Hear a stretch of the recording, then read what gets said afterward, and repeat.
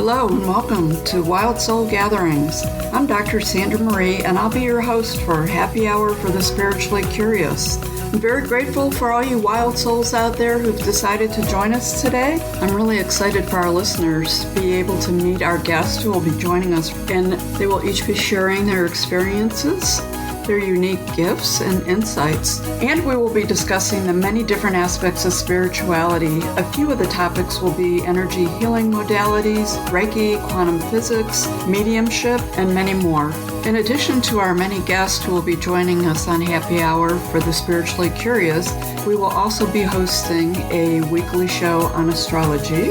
Penny Petys, our astrology coach, will co-host a weekly show that really takes astrology to a new level.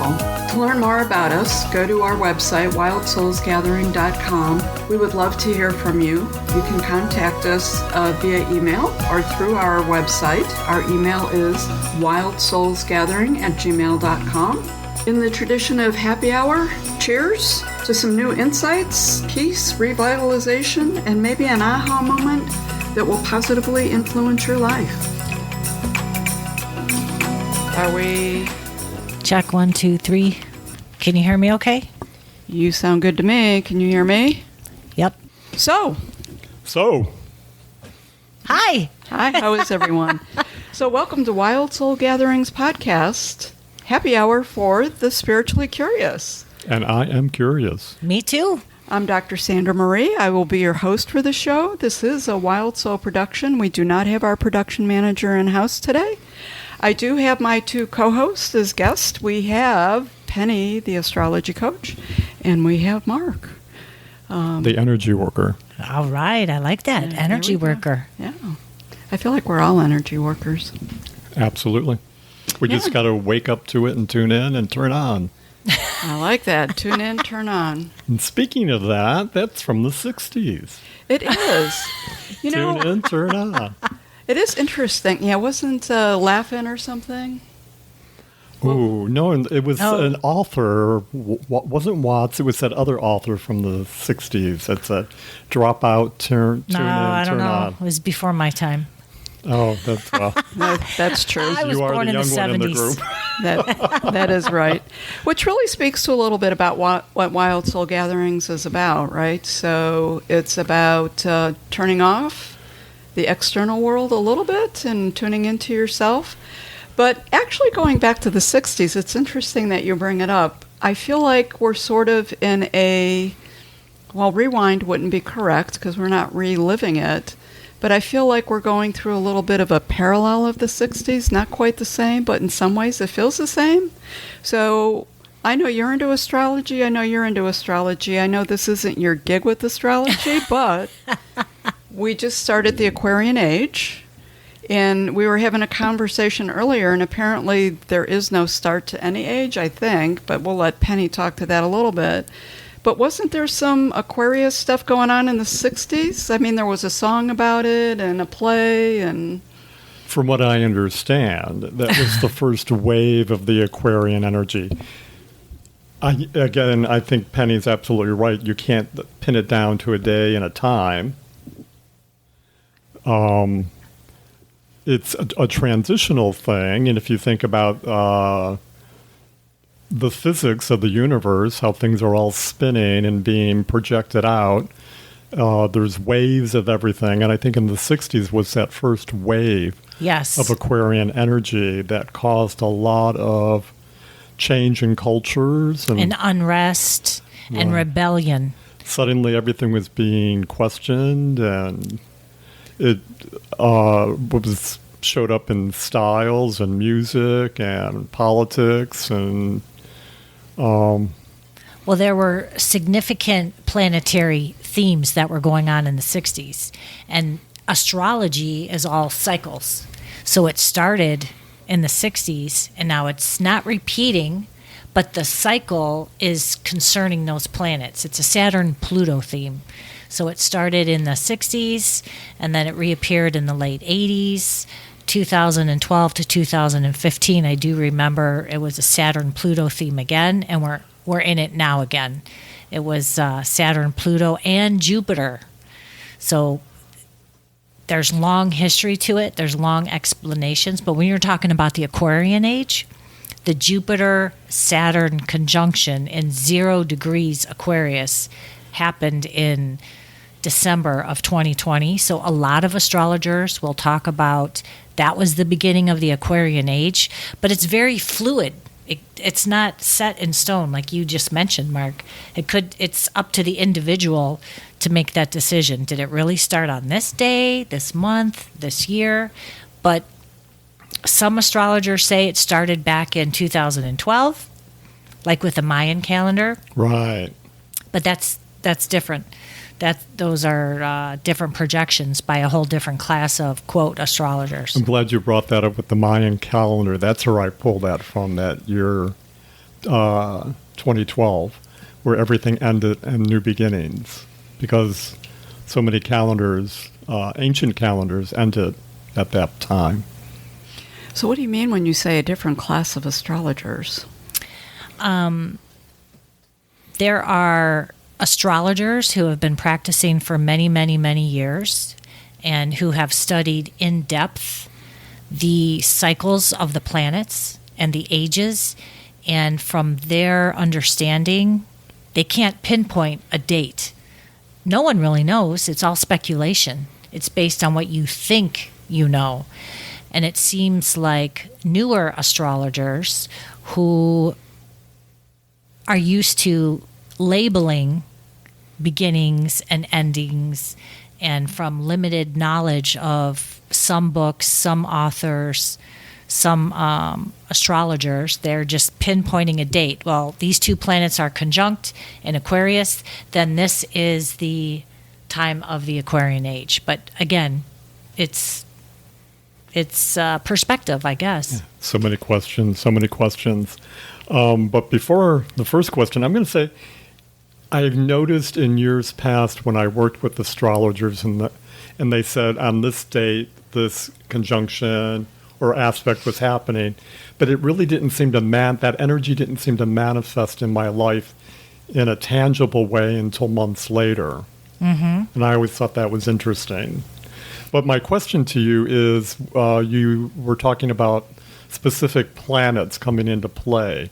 Can you tell us what those planets represent, or what energies they're bringing, and how one is nuancing the other? Right.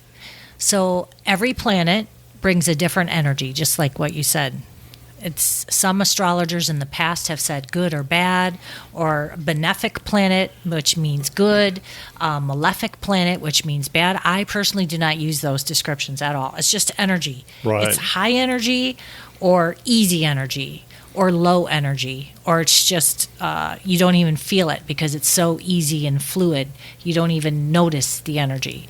But there are certain planets that bring more intense energy that you have to work with. So these time periods that we were just talking about, like in the 60s, it was the planets Saturn and Pluto. Saturn is a planet and the energy that brings discipline. It's like father time. It's your father who's telling you, no, you can't do that. You have to be disciplined. You have to be structured.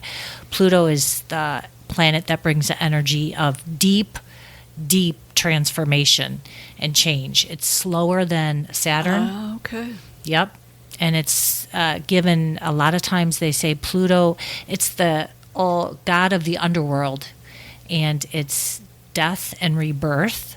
It could be the death of anything. I feel like I talked about this in the last podcast, but it could be the death of an actual person, of a marriage, of an event, of a mental thinking. You just think a certain way, and it changes slowly over time. But anyway, these patterns from the 60s were Saturn and Pluto. They were in an opposition in the sky. But at the same time in the 60s, Uranus was involved. Uranus is a planet that brings sudden change. It could be volatile. It's like lightning.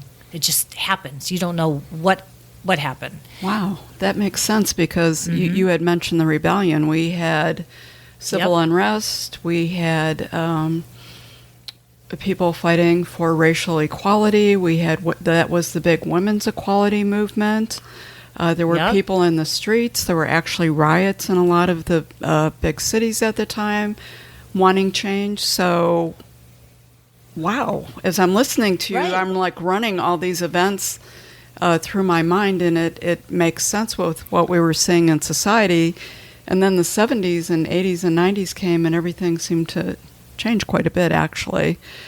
But now we're talking about the Aquarian Age again, and it seems like we're beginning to revisit a lot of these same issues again with the Black Lives Matters, and there was a march, I think, on Washington for women's right again over the past few years and these kinds of things. So it really is the geometry of the planets truly has an Right. influence over this. And the zodiac sign that the planets are in. So in the 60s, Okay. those planets were not in the sign of Aquarius, which a lot of people associate the Aquarian Age with the sign of Aquarius. However, Uranus is the planet that rules Aquarius. So Uranus and Pluto were conjunct in the 60s, like 65, 66, a little bit of 1964.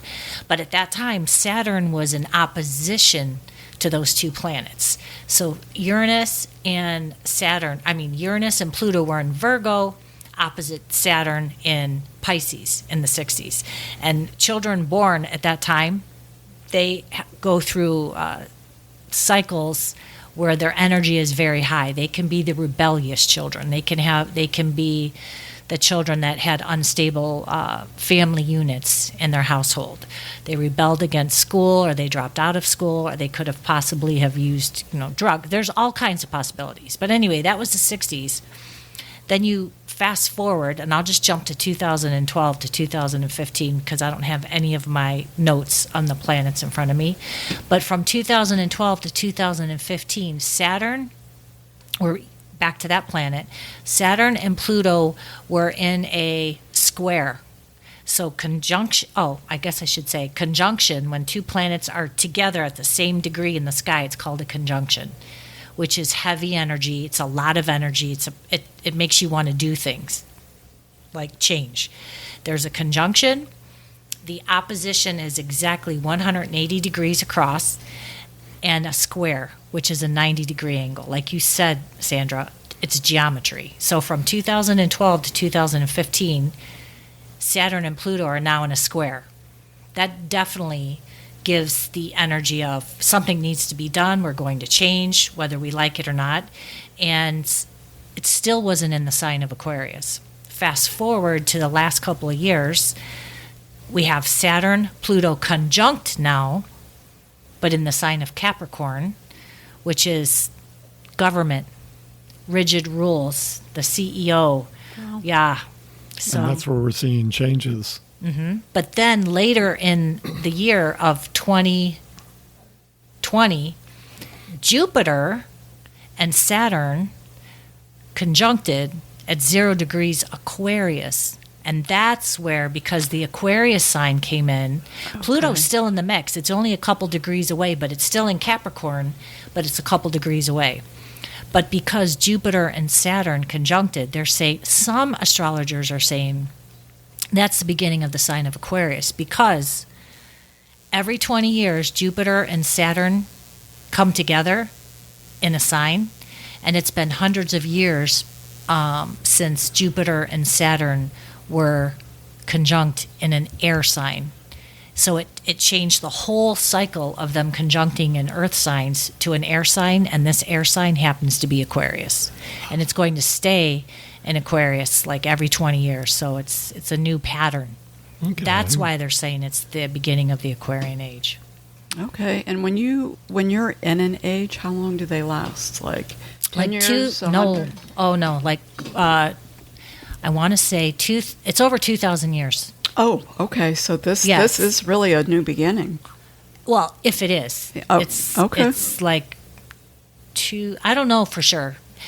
I'd have to look. It's either 2,300 and some odd years, or it's 2,000 and... Anyway, it's between 2,000 and 3,000. I think you made your point with that. Yeah, it's a long time. Long time. And then they said if you're a lot of the Christian, I wouldn't say Christian astrologers, but people that associate the some of these time frames with Jesus and the birth of Jesus Christ was the Piscean age. And that's a whole nother story, but like that was 2,000 years ago. Oh, okay. That actually all adds up and makes sense. Mm-hmm. And Pisces is, the ruler is Neptune. It's spirituality. It's... In the past 2,000 years, it was all focused on one religion or another, pretty much. Yeah, so there you go. Okay. Well, I think it's exciting to be alive at this time, to see the upheaval and be a part of that. And I'm so curious as to how this is all, what it's all going to transform into. So part of Wild Souls gatherings is manifesting what we want in the future, using this energy of change that's now available. Oh, it's there. It's bringing about. Oh, another thing real quick. Now is a good time to make changes because all of the planets in the sky are direct until the end of April. It started mid-February until the end of April, which means it's a good time to go forward, make your plans, and positive changes. Okay, so we're well supported. Oh, yes, definitely. I agree. So to find out more about Wild Soul Gatherings, you can go to our website, wildsoulgatherings.com. There will be information on Mark and both Penny the Astrologer and the work that they do there also. But, you know, a little bit, like you said, with Wild Soul Gatherings, it really is for people who are curious about what is happening, clearly what's happening in the skies and the universe around us, how it's influencing it. It does feel like there's a lot of people awakening, and a lot of people who have been awakening who are just interested in different information, integrating that information, and how it feels to them and how to make a difference in the world. But I think you're spot on. Is our purpose here is to truly make the world a better place. Yes. And I think with these energies, it's a time for personal empowerment, taking control of your lives, deciding what you want, and making the changes that are going to support that. I think it's getting away from being told what to do from some superior force on the outside and looking inward and reclaiming that power and deciding what is right and authentic for you as an individual. 100%. And just from the astrology perspective, it helps when you know your own chart because you can look at your chart, your natal chart, where when you were born, all the planets were, it was like a snapshot in the sky. If you know where your planets are located in your chart, and then you're looking at all these outside changes and how they affect your individual energies, you can move forward with your changes or how you do want to affect the world. It's amazing, honestly. You know, it just, when you think about the big picture, it is so intricate and can seem overwhelming that there's so much out there that we actually have control in that we never really realized before. I know. I love it. Well, I want to thank both of you for this conversation. Penny, as always, I appreciate your incredible knowledge of astrology. And Mark, your insights of the world. It was interesting. You did make a comment the other day when we were all meeting. Well, I don't think you were there, about how you've noticed men's hairstyles have changed. And you've noticed instead of the short shaved heads, more men were wearing their hair a bit longer, looking longer. And you were equating that to the 60s. So it was sort of, I think it's just been something that has come up in conversation a few times. So I do appreciate the conversation. I want to thank everyone. I think we'll wind this episode up. Thank you very much for joining us for this episode of Wild Soul Gatherings. And please embrace the wild soul that you are. Thank you. Thank you.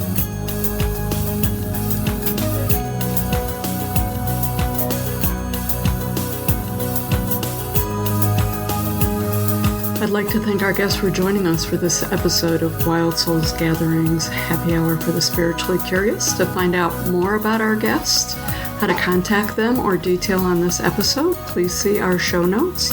You can also visit us at our website, wildsoulsgathering.com. We would love to hear from our visitors what you thought of this show, what you would like to see and hear in the future, questions you may have. You can contact us at wildsoulsgathering@gmail.com or visit us on our Facebook page, Wild Souls Gathering Podcast. This is your host, Dr. Sandra Marie, sending each of you peace and love. Until we meet again, embrace your wild soul.